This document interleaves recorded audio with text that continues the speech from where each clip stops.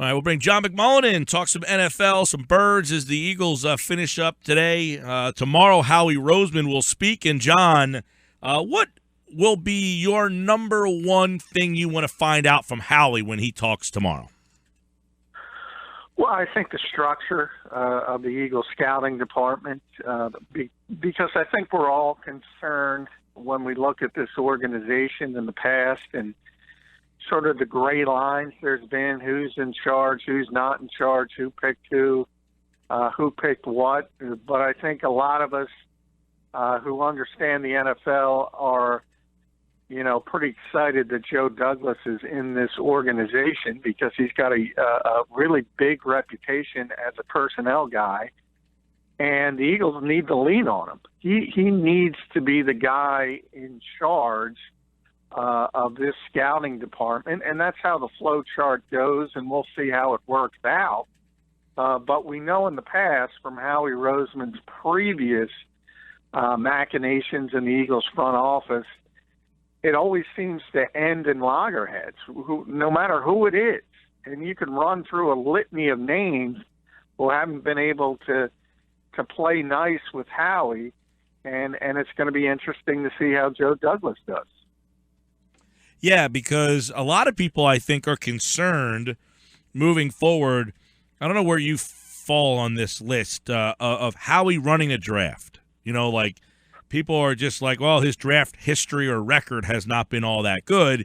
But I don't even know what drafts he ran. I don't know when he was drafting guys. It seemed It seemed like Andy was kind of in charge when he was there, save for that last year when they had that big press conference and it was, well, we used to go off Andy's board, but now we're going to go off more of how. And that draft was actually pretty good in 2012.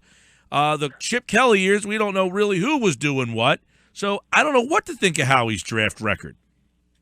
Yeah, exactly, and that's what I was talking about with the gray. We don't know, and we don't know which overlapped. We know Andy Reid had the final say for many, many years until the very end. Kind of lost control as he started having the family problems. I think that was the start of sort of his downfall in Philadelphia. And then you had sort of the bridge where even, if you think about Joe Banner and Howie Roseman being his lieutenant for all those years, and all of a sudden he even has a power struggle with Joe Banner. And the one thing about Howie is, even though he lost to Chip Kelly, he ultimately won. So he's undefeated when it comes to these power struggles. You hear about Louis Riddick, interviewing out in San Francisco for the GM job. He's another guy who butted heads with Howie. Jason Light down in Tampa Bay. So there's been many, many people he hasn't been able to work with. Not just Chip Kelly, which, as you guys know, I don't blame him for that one. But it's far more than that. He needs to prove it. And more than that, look, he's running this organization. He's running the football operations. He's the guy in charge. He makes the final decision. But that's not what I'm concerned with. What I'm concerned with is he has to listen to his football people. He has to listen to Joe Douglas's recommendations, and we'll see how it works out. Yeah, so is it safe to say in Howie's GM tenure, I feel like he's like the Sam Bradford of GMs. Like there's all these like unmitigating circumstances that have been built around him that have kind of been so obscure. But he seemingly gets praised for his trades, his the craftiness in some of his trades, the ability to kind of pull a rabbit out of a hat. And I guess in free agency, he's willing to take swings. I mean, he was credited for the dream team, which didn't work out, but he was aggressive. This year they went out and, McLeod was a good one. Brandon Brooks, another good one. Nigel Bradham, another good one. You could say Ron Brooks was a solid acquisition as well. So in free agency, he seems like he has done a decent job. So in your mind, are the Eagles in good hands with Howie this offseason, a very important one for them? Yeah, I mean, when you talk about contracts and structures and things like that, you don't have to lose one moment of sleep He's not signing bad deals. He's not going to make bad trades. That's his strength, and that's going to be his strength moving forward.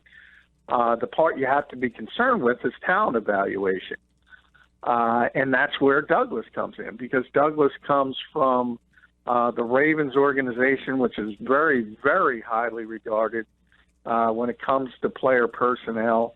And he was a chief lieutenant of Ozzie Newsome down there. And as I said, he has a big-time reputation in personnel circles in this league. So what does that tell you? It tells you he made a very, very prudent decision in hiring him. Now we just have to see, is he going to listen to him? And I think you'll see it's going to be tough to say on draft day and after the draft is over to say he listened to him. You're not going to know. It is going to continue to be that gray area. But you'll sort of hear things behind the scenes and who liked who as far as players go, and then you have to actually wait and see how the players develop. You know, for this offseason, which is a very, very strange one, remember, because the Eagles didn't really have a personnel guy after moving on from Chip Kelly. If you look at the draft, it looks pretty solid. Early returns, and not just Carson Wentz. I mean, you know, when you're picking number 2, it's hard to make a mistake because you know who the top players are. You start to look down, though, and they look like they've gotten some players. It looks like Isaac Seumalo is going to be a starter in this league. Wendell Smallwood showed some things. Big V showed some things. So it didn't look bad. But even after 1 year, it's tough to say with a concrete, you know, put a period on it and say he did a great job in this draft, because it really takes 2 or 3 years before you get a feel for it. John McMullen, our Eagles insider for 97.3 and FanRagSports.com, national NFL columnist. Now, John, you have a story up on our 97.3 website right now about the Eagles' assistants. The headline, Eagles offensive assistants in demand. How concerned would you be if some of these guys moved on, and how important is it for the continuity for Doug to have these guys back another year? Well, I think it's always important. You would like to have these guys back. And, you know, one of the, I think, underreported stories of the Doug Peterson hiring is the fact that, and I talked about it early on, he put together a very, very good coaching staff. And this coaching staff was a heck of a lot better this season than the one it replaced. Not just and forget about the head coach, talking about the assistant coaches. And when I wrote about it last week, are the Eagles sort of assistants going to be in demand? People in Philadelphia kind of laughed. They don't realize how highly regarded these guys are around the league. Frank Reich's going to interview in Buffalo again. Obviously, he has a history with that organization as Jim Kelly's long-term backup. But John DeFilippo, the quarterbacks coach, who was the offensive coordinator in Cleveland before he got here, I think already he's going to be the next offensive coordinator of the Jets. I think he's out the door.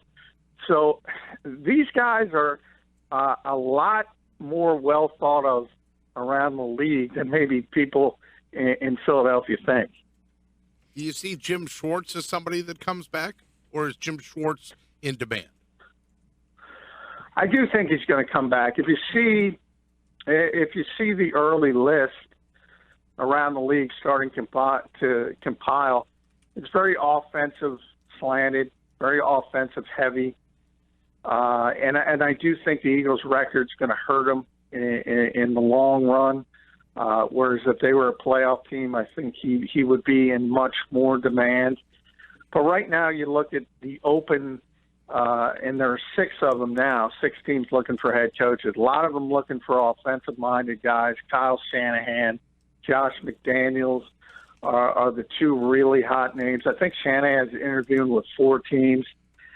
But remember, there could still be more openings. I think Detroit, you guys were talking about the playoff games, I think Detroit's going to lose again. They're going to lose 4 straight to end the season, blow the NFC North. I think there's a very good chance that Jim Caldwell's blown out after they lose in the playoffs. Now, obviously, Detroit's probably not going to go back to Jim Schwartz, but my point being is that there are still other dominoes that might fall in those head coaching positions. Interesting. John McMullen. Let's look at some NFL stuff with the coaches here. How about interesting? You mentioned that there's some spots that could still change. How about New Orleans? What's happening with Payton? Well, that's an interesting. I wrote about that today at FanRagSports.com, and if I'm the Saints, I'm getting really tired of Sean Payton's act, because this is one thing. They signed him to a 5-year extension at $10 million a year after last offseason, when you remember all those stories about him trying to wrangle his way to Indianapolis to sort of hook up with Andrew Luck for the long term. Now he's interested in the Rams job because of the high-profile nature of that, the fact that Jared Goff's a young quarterback. I think you're looking at a head coach who sees that his quarterback is 38 years old. Even though Drew Brees is still playing at a very high level, obviously he's much closer to the end than the starting line. And if I'm the Saints, I'm like, come on, I'm paying you $10 million a year, and you're always talking to the prettier girl at the end of the bar. It's like, go home and work on your marriage. The Saints have been 7-9 for 3 straight seasons. It's going to come pretty quickly that Sean Payton is basically the new Jeff Fisher, despite his reputation. I mean, it's 7-9, 7-9, 7-9. It's like, work on the job you have. Interesting there. But Sean Payton did admit that he reads the newspaper. I enjoyed that, where he took the chance to take a swipe at the newspaper guy. Yeah, for telling the truth. Blame the messenger. That's the classic Chip Kelly route of doing things. Were you surprised that Chip got his walking papers? No. I mean, guys, 2-14. Get this about Chip Kelly. I mean, hey, the 49ers had to fire Trent Baalke, the GM there. Not just because of the Chip Kelly hire, but remember, this guy couldn't get along with Jim Harbaugh, who is a superstar in the coaching profession. Now, a lot of people can't get along with Jim Harbaugh. He's not a very likable guy. But they worked well together. They made 3 straight NFC championship games. They made the Super Bowl. They were a tremendous team. And he replaces Jim Harbaugh with Jim Tom Sula, who I've always described as basically his Saturday Night Live skit. I mean, he was a laughable head coach in the NFL. And then he doubles down on that hire by going with Chip Kelly. I mean, you could not imagine 2 worse hires in back-to-back seasons. So he had to be blown out. And once you blow him out, the problem with Chip Kelly, even if you like him, it's very, very difficult to find a general manager who will want to go along with what Chip Kelly wants to do. And the bottom line is, unless the 49ers were going to elevate Tom Gamble, they weren't going to get a GM to allow Chip Kelly to do what he wanted to do as a coach. So there you have to make the change and swallow a big-time contract. So it was a bad situation, but the 49ers had to move on. John McMullen, 97.3 ESPN. So what's Kelly's next move? NFL head coach, NFL coordinator, year off to maybe do ESPN work, college? What's his next move? Well, I can't imagine anybody hiring Chip Kelly to be a head coach in this league. Now, he talked with Jay Glazer and kind of put some stuff out there that he's willing to be an offensive coordinator at this league, in this league. But he also, in the same interview, said Trent Baalke tried to undermine him. Does that sound familiar? Because that's what he peddled here. So basically, he's had 2 jobs. He claims Howie Roseman and Trent Baalke tried to undermine him in both jobs. He failed miserably at both jobs. And now he claims he wants to be an offensive coordinator. Now, are you going to hire a guy who goes public and says his bosses keep trying to undermine him? People have looked at New England because Bill Belichick is one of the few people in this league that gets along with Chip Kelly, likes him. But think about if Josh McDaniels leaves, which he very well might, because he's a very hot name. Why you want Tom Brady would absolutely storm into Bill Belichick's office and quit rather than run Chip Kelly's offense. On the other hand, can you imagine Chip Kelly morphing to Tom Brady and allowing Tom Brady to run what he wants on the field? He's never shown any indication that he would be willing to do something like that. I don't see a spot for Chip Kelly. He should go to TV for a year or two, probably just a year, wait for a high-profile college position to open up and go back to the college ranks. He's not an NFL head coach. Pete Carroll, if they were one and done, would he be questioned? Oh, sure. He's starting to get questioned already. And, you know, a lot of the sideline antics, you remember Richard Sherman a couple weeks ago questioned the team's offense and went at it with their offensive coordinator on the sidelines. This week, two of the players, Frank Clark and Jaron Reed, got in a fight on the sidelines. So people are starting to question his sort of laissez-faire attitude. He's got that mentality as the ultimate players coach, and maybe that's wearing thin.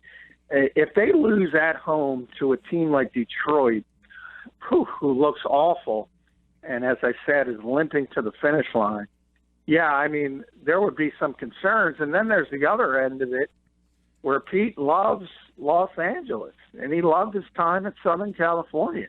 And the Rams job happens to be open. So that would be a perfect golden parachute for him.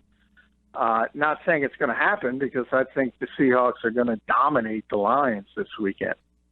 John, there was something that took place on Sunday inside the press box that a lot of Eagles fans missed, and my phone started blowing up not long after I left the stadium. I was in the stands, of course. I know it's on our website, too. You can go to 973ESPN.com. It was the most visited story this weekend. The whole scenario, your take on Jeff McLain being asked to leave before the game was over, and how the Eagles handled that. Well, they didn't handle it well, and a lot of people, you know, immediately all journalists tend to stick together, and I don't think it has much to do with that. I was not seated near the area of where it happened. I did hear secondhand of basically, depending on who you believe, Jeff and a couple of other reporters were talking about a particular play, which was a very late flag turned on the personal foul on Carson Wentz when he got hit in the helmet. And they were just kind of discussing what happened on the play, because the officials did a bad job with it. Everybody was saying what happened, what's the call, what's going on. And one of the Eagles PR staffers sort of shushed them and told them to be quiet. It's a working press box. And Jeff kind of threw something back. Some people say he said, "Shut up." Others say he said, "Grow up." Either or, it was unprofessional on both sides. I will say that. But the way the Eagles handled it, I mean, to go from basically having a little bit of a verbal tiff to sending in the stormtroopers, which is basically what Ann Gordon, the Eagles' vice president of communications, did. I mean, there's got to be a step in between there. There's got to be a sort of taking them off to the side and explaining, look, if you do this again, you're gone. But the Eagles, they're standing by it to this point, and I don't understand it, because I'm dating myself, but I've been in press boxes for, 20 years or so. I've never seen anybody toss. So I thought it was kind of ridiculous from the Eagles' standpoint. Yeah, John was there and inside that press box along with Scott Grayson on Sunday to see that all go down. It did get a lot of attention, and I think a lot of people saying, who cares, some media guy got kicked out. But as you said, hasn't happened, and it kind of brings to light how sensitive sometimes the Eagles organization is. Yeah, it's strange. I mean, in a weird way, I mean, the Eagles generally are very helpful and do a very good job. But they're also very aware of the market they're in. And, for instance, you can see a vast change in Carson Wentz from the young guy who showed up this spring as the number 2 overall pick to the guy who finished in week 17 because he's been sort of coached and told so much, don't say this, say this, and sort of try to make everything as white bread as possible. Don't create any controversy. They're very aware of the type of market they're in. So I think at the times that hurts them, and they create problems that wouldn't be here. It's a perfect example. I mean, this problem is one that is blown up all over, not just locally but nationally, and that's sort of shooting yourself in the foot. I mean, there's no need to create this kind of controversy about your organization, and they did it. And the fact that Ann Gordon did it, I mean, she's a former managing editor at the Philadelphia Inquirer. She knows how journalists work. She should know better. So from that point, it sort of makes you scratch your head. Plenty more from John this week. We'll get into the NFL playoffs a little deeper in the week here as the wild card round begins on Saturday here on 97.3 ESPN. A lot of coaching stuff that John will be all over as well. You can check out his national stuff at FanRag Sports NFL at JF McMullen on Twitter. And one thing's for sure, the coaching carousel might not be finished, as John mentioned. 6 openings now. But just a couple of years ago, 2013, 8 openings, and only 2 of those guys still remain, John. So it's not a stable industry. No, it's not. And yet everybody's and Kelly's been fired twice. Yeah.